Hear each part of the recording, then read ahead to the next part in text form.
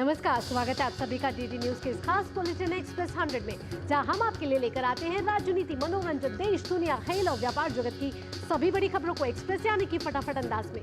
मैं हूं आपके साथ भावना, नहीं है तो देखिए खबरें तेज रफ्तार से। श्रीलंका के राष्ट्रपति अनुरा कुमार दिसानायके सितंबर में शीर्ष पद संभालने के बाद अपनी पहली विदेश यात्रा पर 3 दिवसीय दौरे पर भारत पहुंचे। आज राष्ट्रपति भवन में दिसानायका का औपचारिक स्वागत किया जाएगा, जहां बाद में वह पुष्पांजलि अर्पित करने के लिए राजघाट जाएंगे।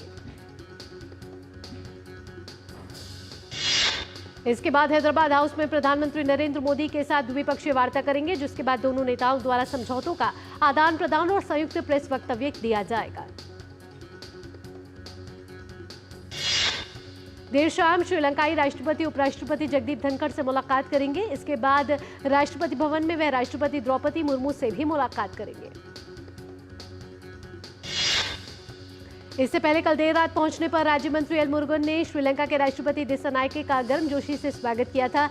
कल ही विदेश मंत्री डॉक्टर एस जयशंकर ने उनसे मुलाकात भी की थी। विदेश मंत्री डॉक्टर एस जयशंकर ने कहा कि श्रीलंका भारत की पड़ोस प्रथम नीति और सागर आउटलुक दोनों के लिए महत्वपूर्ण है। राज्यसभा में आज से भारत के संविधान की 75 वर्षों की गौरवशाली यात्रा पर चर्चा की शुरुआत होगी। उच्च सदन में ये चर्चा आज और कल चलेगी। इसके साथ ही राज्यसभा में स्थायी समितियों से संबंधित कई प्रतिवेदन और विवरण भी पेश किए जाएंगे। लोकसभा में आज वित्त मंत्री निर्मला सीतारमण विनियोग संख्या 3 विधेयक 2024 पारित किए जाने के लिए पेश करेंगे। इसके साथ ही लोकसभा में आज गोवा राज्य विधानसभा में निर्वाचन क्षेत्रों में अनुसूचित जनजातियों के प्रतिनिधित्व का समायोजन बिल 2024 पर भी होगी चर्चा।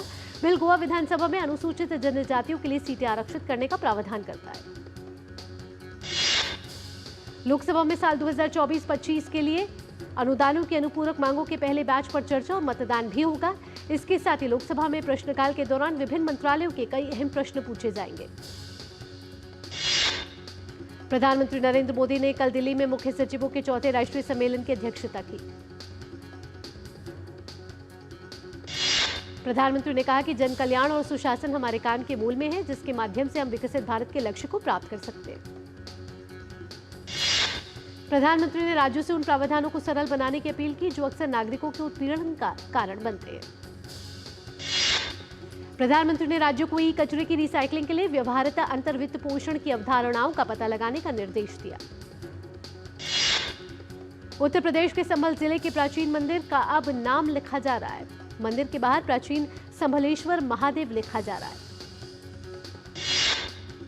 शनिवार को साल 1978 से बंद इस मंदिर को जिला पुलिस और प्रशासन द्वारा चलाए गए अतिक्रमण विरोधी अभियान के दौरान खोला गया था। कल इस मंदिर में लोगों ने पूजा अर्चना भी की थी। उत्तर प्रदेश के जौनपुर में स्थित अटाला मस्जिद के सर्वे से जुड़ी याचिका मामले में आज विशेष अदालत सुना सकती है फैसला। याचिकाकर्ताओं का दावा है कि यह मस्जिद अटाला देवी मंदिर को तोड़कर बनाई गई है। नेता प्रतिपक्ष और कांग्रेस नेता राहुल गांधी के खिलाफ मानहानि के मामले में आज सुनवाई होगी। सुल्तानपुर के एमपी एमएलए स्पेशल कोर्ट में मामले की सुनवाई होगी। भाजपा नेता विजय मिश्र ने 2018 में राहुल गांधी पर अमित शाह को हत्यारा कहने का आरोप लगाया था। इससे पहले की सुनवाई में राहुल गांधी के अधिवक्ता के अस्वस्थ होने पर सुनवाई टाल दी गई थी। आज विजय दिवस है। 16 दिसंबर 1971 के युद्ध में पाकिस्तान पर भारतीय सेना की ऐतिहासिक जीत की याद में हर साल विजय दिवस मनाया जाता है। भारत ने बांग्लादेश की आजादी को सुनिश्चित किया था और एक नए राष्ट्र बांग्लादेश का निर्माण हुआ था। राष्ट्रपति द्रौपदी मुर्मू ने एक्स पर अपने संदेश में लिखा है कि विजय दिवस पर वीर सैनिकों को श्रद्धांजलि अर्पित करती हूं, जिन्होंने 1971 के युद्ध में अदम्य साहस का परिचय देते हुए भारत को विजय दिलाई। इस अवसर पर रक्षा मंत्री, चीफ ऑफ डिफेंस स्टाफ, रक्षा सचिव गिरिधर अरमाने, तीनों सेनाओं के प्रमुख और रक्षा राज्य मंत्री दिल्ली के नेशनल वॉर मेमोरियल जाकर शहीदों को श्रद्धांजलि अर्पित करेंगे। इससे पहले रक्षा मंत्री ने एक्स पर लिखा है कि आज विजय दिवस के विशेष अवसर पर राष्ट्र भारतीय सशस्त्र बलों की बहादुरी और बलिदान को सलाम करता है। विजय दिवस के मौके पर कोलकाता में विशेष कार्यक्रम का आयोजन किया गया। 1971 के युद्ध में अदम्य साहस का परिचय देने वाले शहीद सैनिकों को नमन किया गया। राज्यपाल सीवी आनंद बोस भी इस कार्यक्रम में उपस्थित रहे। प्रयागराज में होने वाले महाकुंभ मेले को लेकर उत्तर प्रदेश सरकार द्वारा एक थैला एक थाली अभियान शुरू किया गया है। इसके तहत लोग थाली एकत्र कर रहे हैं और उसे महाकुंभ के लिए भेजा जा रहा है। इस अभियान का उद्देश्य महाकुंभ को कचरा और पॉलिथीन मुक्त बनाना है। यूपी के नोडल अधिकारी द्वारा 5 लोगों की टीम बनाई गई है। यह टीम मंडल के लोगों को जागरूक कर रही है। दिल्ली विधानसभा चुनाव के लिए सभी राजनीतिक दलों ने कमर कस ली है। इसी सिलसिले में रविवार रात कई भाजपा नेताओं ने लोगों से मुलाकात की। इस मुलाकात अभियान को रात्रि प्रवास संवाद अभियान का नाम दिया गया। इस भाजपा नेता दुष्यंत गौतम ने दिल्ली के सीएम आतिशी को लेकर रोहिंग्या के मुद्दे पर घेरा। उन्होंने कहा कि रोहिंग्याओं को लेकर यहां अशांति फैलाने का काम कर रहे हैं। वहीं भाजपा नेता आदेश गुप्ता ने रात्रि प्रवास संवाद अभियान के तहत फ्लाइंग क्लब DID में लोगों से बातचीत की। भाजपा नेता आदेश गुप्ता ने भी रोहिंग्या मुद्दे पर दिल्ली के सीएम को पर झूठ बोलने का आरोप लगाया। उन्होंने कहा कि उन्होंने खुद 2.5 साल पहले इस मुद्दे को उठाया था। साल 1984 के सिख विरोधी दंगों से जुड़े मामले में पूर्व कांग्रेस सांसद और आरोपित सज्जन कुमार के खिलाफ हत्या के मामले में कोर्ट आज सुनाएगी फैसला। यह मामला सिख विरोधी दंगों के दौरान सरस्वती विहार इलाके में 2 लोगों की कथित हत्या से जुड़ा हुआ है। सज्जन कुमार पर आरोप है कि वो भीड़ का नेतृत्व कर रहा था। उसके उकसाने पर भीड़ ने 2 सिखों को जिंदा जला दिया। मामले में सज्जन कुमार के खिलाफ आरोप तय करने के बाद अदालत ने अपना फैसला सुरक्षित रख लिया था। पिछली सुनवाई में विशेष न्यायाधीश कावेरी बावेजा ने यह कहते हुए फैसला टाल दिया था कि अभी फैसला तैयार नहीं है।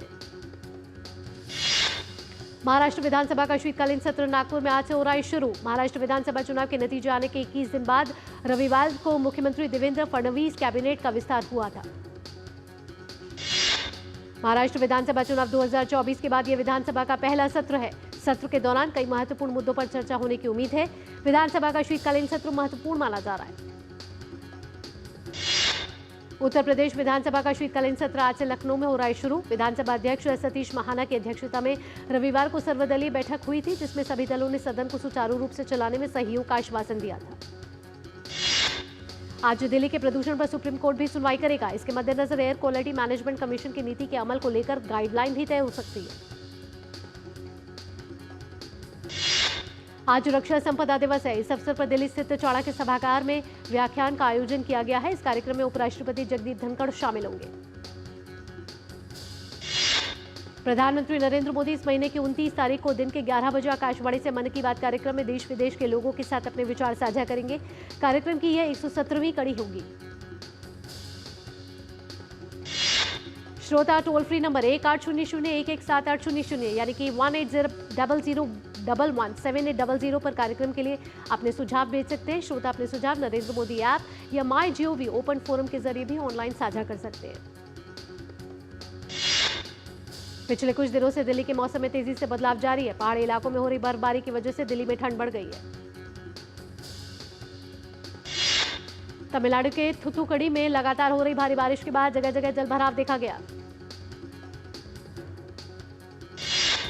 राजस्थान से गाजियाबाद बजरी लेकर जा रहा एक ट्रक दिल्ली में दक्षिण मोती बाग में सड़क किनारे पेड़ से टकरा गया। गुजरात पुलिस ने 500 और 200 रुपए के नकली नोटों से भरे बैग के साथ 3 लोगों को गिरफ्तार किया। केंद्रीय वित्त मंत्री निर्मला सीतारमण ने भारत यात्रा पर आए श्रीलंका के राष्ट्रपति अनुरा कुमारा दिसानायके के साथ की बैठक। आर्थिक सहयोग को मजबूत करने, निवेश के अवसरों को बढ़ाने पर हुई चर्चा। केंद्रीय वाणिज्य मंत्री पीयूष गोयल ने न्यू जर्सी की उपराज्यपाल ताहिशा से मुलाकात की। इस दौरान भारत अमेरिका रणनीतिक साझेदारी को और मजबूत करने की संभावनाओं पर हुई चर्चा। केंद्र सरकार ने अंतर्देशीय जलमार्गों के माध्यम से माल की आवाजाही को बढ़ावा देने के लिए जलवाहक योजना शुरुआत की। केंद्रीय बंदरगाह, पोत परिवहन और जलमार्ग मंत्री सर्बानंद सोनोवाल ने कोलकाता में GR जेटी से मालवाहक जहाजों को भी हरी झंडी दिखाकर रवाना किया और जहाजों की निर्धारित सेवा का उद्घाटन किया। केंद्रीय मंत्री ने इस मौके पर कहा कि इस योजना का उद्देश्य अंतर्देशीय जलमार्गों की व्यापार क्षमता को खोलने के साथ साथ रसद लागत को कम करना और सड़क और रेल नेटवर्क पर भीड़भाड़ कम करना है।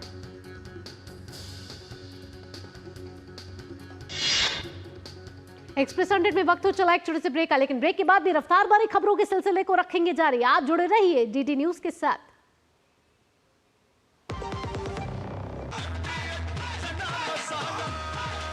अब छोलिया हो या लोबिया, सफेद चने या काले चने, सबको मजेदार बने।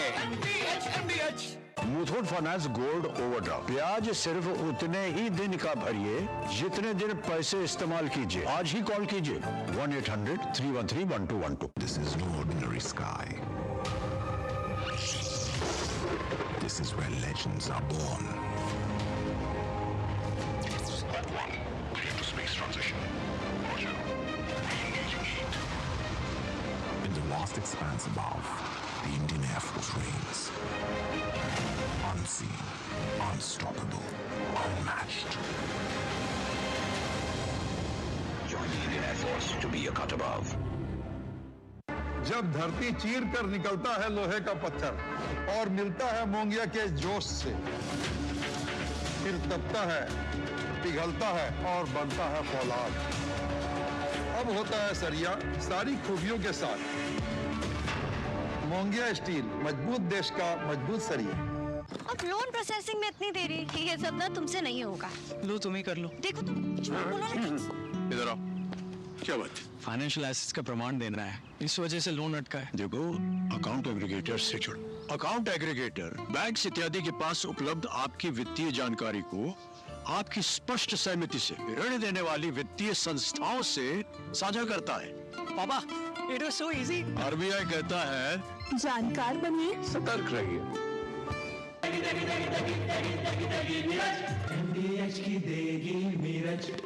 देगी मिर्च का तड़का, अंग अंग फड़का।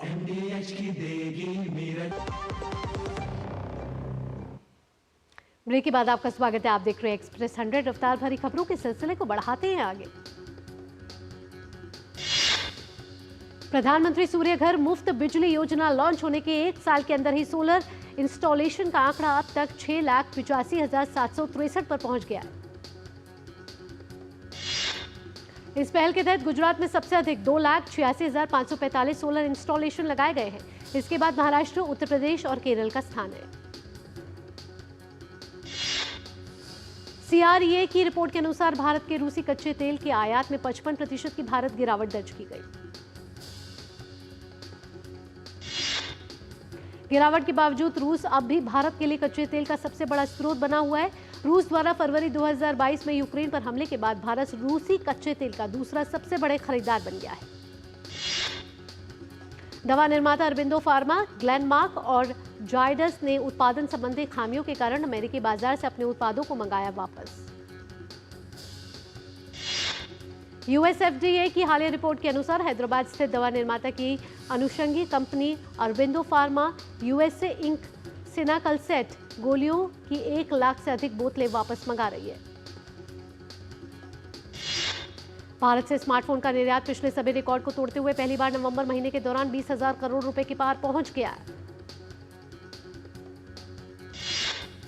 WTTC की CEO जूलिया सिम्पसन ने कहा है कि भारत के टूरिज्म सेक्टर का आकार अगले 10 साल में दोगुना होकर $523 अरब तक पहुंचने की उम्मीद। जूलिया ने साथ ही कहा कि यात्रा और पर्यटन क्षेत्र में भारत में 4.5 करोड़ लोगों को रोजगार देता है और मूल्य के हिसाब से यह दोगुने होने के जा रहा है। अगले 10 वर्षों में भारत में यह क्षेत्र $523 अरब का हो जाएगा। योग्य संस्थागत नियोजन के माध्यम से धन जुटाने के मामले में 2024 अभी तक 1 लाख करोड़ रुपए के आंकड़े को पार कर सर्वोच्च स्तर पर पहुंचा। प्राइम डेटाबेस द्वारा संकलित आंकड़ों के अनुसार भारतीय कंपनियों ने नवंबर तक QIP के माध्यम से 1,21,321 करोड़ रुपए जुटाए हैं। ये पिछले कैलेंडर वर्ष में जुटाए गए 52,350 करोड़ रुपए की तुलना में 2 गुने से अधिक है। सेंसेक्स की 10 सबसे मूल्यवान कंपनियों में से 5 के बाजार मूल्यांकन मार्केट कैप में बीते सप्ताह बहुत बढ़ोतरी हुई है। सबसे अधिक लाभ में भारतीय एयरटेल रहा। अमेरिकी केंद्रीय फेडरल रिजर्व की ओर से ब्याज दरों में कटौती की उम्मीद के बीच विदेशी पोर्टफोलियो निवेशकों ने भारतीय बाजार में वापसी की। फ्रांसीसी द्वीप मायोट पर चक्रवाती तूफान चिडो ने करीब 11 लोगों की जान ले ली है। इस तूफान में जमकर तबाही मचाई है, जिसमें कई घर और बड़ी संख्या में पेड़ नष्ट हो गए। फ्रांस मंत्रालय के मुताबिक मृतकों और घायलों की सटीक संख्या का पता लगाना भी मुश्किल है। फ्रांस के मायोट में चिडो तूफान की वजह से द्वीप पर रेड अलर्ट जारी कर दिया गया है। इजराइल की कैबिनेट ने सर्वसम्मति से गोलान हाइट्स में बसने वालों की आबादी को दोगुना करने वाली योजना को मंजूरी दी। इस योजना के तहत इजराइल $11 मिलियन का निवेश करेगा, जिससे शिक्षा, नवीकरणीय ऊर्जा, नए निवास और एक छात्रगांव के विकास को बढ़ावा दिया जाएगा। इजराइल के प्रधानमंत्री बेंजामिन नेतन्याहू ने एक बयान में कहा कि गोलान हाइट्स को मजबूत करने का मतलब इजराइल को मजबूत करना है और ये समय विशेष रूप से महत्वपूर्ण है। गाजा के खान यूनिस में विस्थापित परिवारों के एक आश्रय स्थल पर इजरायली हवाई हमले में महिलाओं और बच्चों सहित कम से कम 20 लोगों के मरने की खबर सामने आई। और इजरायली सेना ने कहा कि एन्क्लेव के उत्तर में उसकी वायु और जमीनी सेना ने दर्जनों आतंकवादियों को मार गिराया और अन्यों को पकड़ लिया।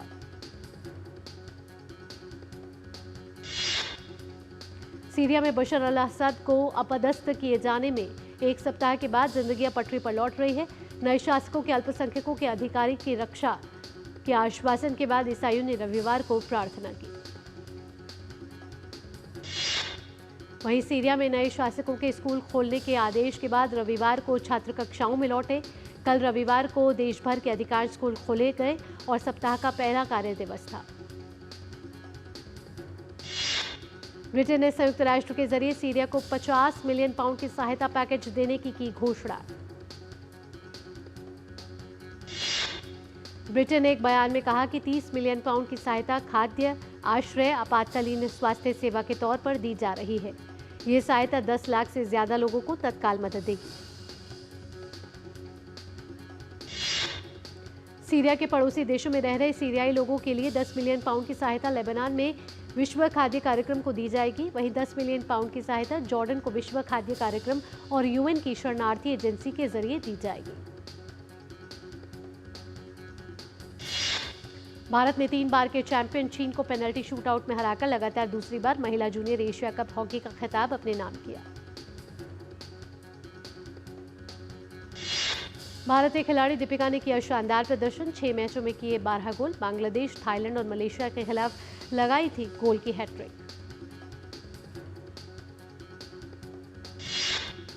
ब्रिस्बेन टेस्ट में भारत ने पहली पारी में बनाए 3 विकेट। यशस्वी जायसवाल, विराट कोहली, शुभमन गिल पेविलियन वापस। ब्रिस्बेन टेस्ट में ऑस्ट्रेलिया की पहली पारी 445 रन पर सिमटी। जसप्रीत बुमराह के लिए 6 विकेट। भारतीय महिला क्रिकेट टीम ने वेस्टइंडीज के खिलाफ T20 सीरीज का पहला मुकाबला 49 रन से किया अपने नाम। 3 मैचों की सीरीज में बनाई 1-0 की बढ़त। एक्सप्रेस 100 में वक्त है एक और छोटे से ब्रेकअप। ब्रेक के बाद भी फटाफट खबरों का सिलसिला यूं ही रखेंगे जारी। आप जुड़े रहिए DD न्यूज के साथ।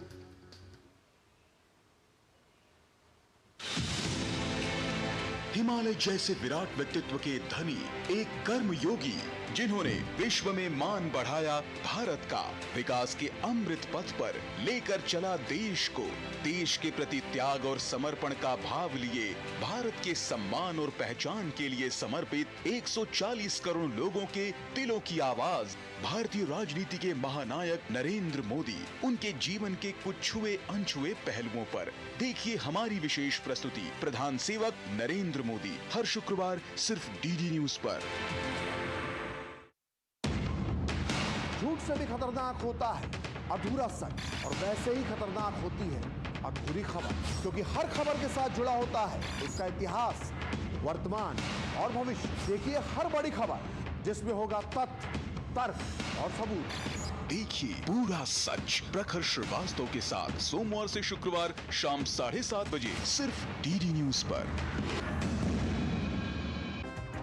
कहानी नहीं बदली, स्टाइल गया है बदल। जो कहानियां हम सुनते आए, देखते आए, अब वही वैसी ही कहानी सुनाएगा digital. Download Waves OTT app now and watch for free.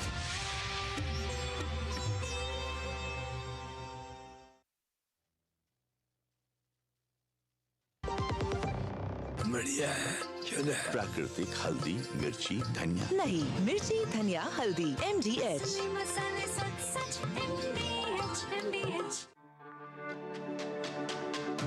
मेरी पसंद। मेरी पसंद। मेरी पसंद। मेरी पसंद। हमारी पसंद। हम सबकी पसंद। मजबूत देश का मजबूत सरिया मोंगिया स्टील। ब्रेक के बाद एक्सप्रेस 100 में आपका स्वागत। और आइए अब खेल और एंटरटेनमेंट जगत की खबरों को देख लेते हैं फटाफट अंदाज में। भारत की ओर से स्मृति मंदाना ने 54 तो जेमिमा रॉड्रिग्यूज ने बनाए 73 रन। दोनों टीमों के बीच अब अगला मुकाबला मंगलवार को खेला जाएगा। बांग्लादेश के गेंदबाज शाकिब अल हसन की गेंदबाजी एक्शन को वैध मानने के चलते घरेलू और अंतर्राज्यीय टूर्नामेंट में किया गया निलंबित। 38वें राष्ट्रीय खेलों में शुभंकर लोगो, जर्सी और एंथम का हुआ अनावरण। शुभंकर के रूप में राज्य पक्षी मोनाल को चुना गया। ला लीगा में शीर्ष पर चल रही बार्सिलोना की टीम को लेगानेस के खिलाफ हार का मुंह देखना पड़ा। लेगानेस की टीम ने बार्सा की टीम को 1-0 से हरा दिया। इंग्लिश प्रीमियर लीग में रविवार को खेले गए मुकाबले में चेल्सी ने ब्रेंटफोर्ड की टीम को 2-1 से हरा दिया। इस जीत के बाद चेल्सी के 34 अंक हो गए हैं। इंग्लिश प्रीमियर लीग में रविवार को मैनचेस्टर यूनाइटेड और मैनचेस्टर सिटी के बीच हुए मुकाबले में जीत ने मैन यू का साथ दिया और मैन यू ने मुकाबले को 2-1 से अपने नाम किया। इंग्लिश फुटबॉल क्लब साउथहैम्पटन ने मैनेजर रसेल मार्टिन को उनके पद से हटा दिया है। साउथहैम्पटन ने यह फैसला रविवार को टॉटनहम के हाथों 5-0 से मिली हार के बाद लिया। अभिनेत्री अनुष्का शर्मा ने अपने सोशल मीडिया अकाउंट पर chess world champion D Gukesh के पिता का वीडियो साझा किया। वीडियो में गुकेश के पिता की भावनाओं के बारे में बात हुई। भारतीय फिल्म निर्देशक सुजीत सरकार, पत्रकार और लेखक मोहर बसु द्वारा लिखित पुस्तक Shahrukh Khan legend icon star के विमोचन समारोह में शामिल हुए। फिल्म आजाद की सफलता के लिए रवीना टंडन की बेटी राशा ठडानी ने काशी विश्वनाथ में टेका मत्था। गंगा आरती में भी हुई शामिल। अभिनेता अल्लू अर्जुन ने रिहाई के बाद पहला पोस्ट साझा करते हुए कहा कि वह उस लड़के के बारे में बहुत चिंतित है जो हैदराबाद के संध्या थिएटर में हुई भगदड़ में घायल हो गया था। अल्लू अर्जुन की फिल्म पुष्पा 2 ने रिलीज के 11वें दिन 66.57 करोड़ रुपए की कमाई की। इसी के साथ फिल्म का कुल कलेक्शन 900 करोड़ रुपए को पार कर गया। शाहरुख खान ने कहा कि उनके सबसे छोटे बेटे इब्राहिम का मुफासा द लायन किंग में शामिल होना उनके और उनके परिवार के लिए एक विरासत जैसा लगा। अभिनेत्री तापसी पन्नू ने अपनी शादी को लेकर खुलासा करते हुए कहा कि उनकी शादी इस साल मार्च में नहीं बल्कि बीते साल यानी 2023 में दिसंबर में ही हो गई थी और वो दोनों जल्द ही अपनी शादी की सालगिरह मनाने वाले हैं। साउथ अभिनेत्री अनुष्का शेट्टी की फिल्म घाटी की रिलीज डेट से उठा पर्दा। फिल्म 18 अप्रैल 2025 को बड़े पर्दे पर होगी रिलीज। सिनेमाई सफर के 45 साल पूरे होने पर निर्देशक अनीस बज़मी ने इसका जश्न मनाया। इस सेलिब्रेशन पार्टी में गोविंदा, कार्तिक आर्यन, माधुरी दीक्षित, अनिल कपूर, तृप्ति डिमरी, अर्जुन कपूर और बॉलीवुड की तमाम हस्तियों ने की शिरकत। फिल्म निर्माता कबीर खान ने अपनी पहली फिल्म काबुल एक्सप्रेस के 18 साल पूरे होने पर कहा कि पहली फिल्म हमेशा सबसे खास होती है। पंजाबी संगीत के स्टार एपी ढिल्लों ने अपने ब्राउन प्रिंट इंडिया टूर के तहत राष्ट्रीय राजधानी में दी प्रस्तुति। उनके साथ रैपर यो-यो हनी सिंह और जाजी बी ने भी स्टेज पर 4 चांद लगा दिए। रैपर यो-यो हनी सिंह और फिल्म अभिनेता वरुण धवन अपनी आगामी फिल्म बेबी जॉन के प्रचार के लिए पश्चिमी दिल्ली पहुंचे। और ग्रैमी अवार्ड विजेता गायकी बिली एलिश के साथ हाल ही में लाइव शो के दौरान हुई अभद्रता। लाइव प्रस्तुति के दौरान गायिका पर किसी ने नेकलेस फेंक कर मारा। इसी के साथ एक्सप्रेस 100 में फिलहाल इतना ही। अगला कार्यक्रम आप देखेंगे विशेष प्रस्तुति विजय दिवस पर। फिलहाल के लिए मुझे दीजिए अनुमति। नमस्कार।